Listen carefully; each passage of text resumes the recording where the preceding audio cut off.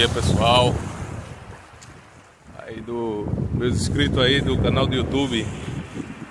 Tô aqui na praia de Catuama, essa maravilha aqui, um litoral totalmente sossegado para quem quer relaxar, sem barulho, né?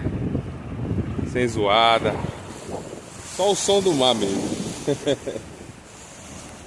É uma boa opção aqui para quem quer descansar um pouco, aliviar o estresse, a cabeça. Tá aqui, ó, praia de Catuama. Pra lá fica a Ponta de Pedra. Eu já fui pra lá. Tô aqui dando um passeiozinho no mar, olhando os pés um pouco, para relaxar um pouco a mente.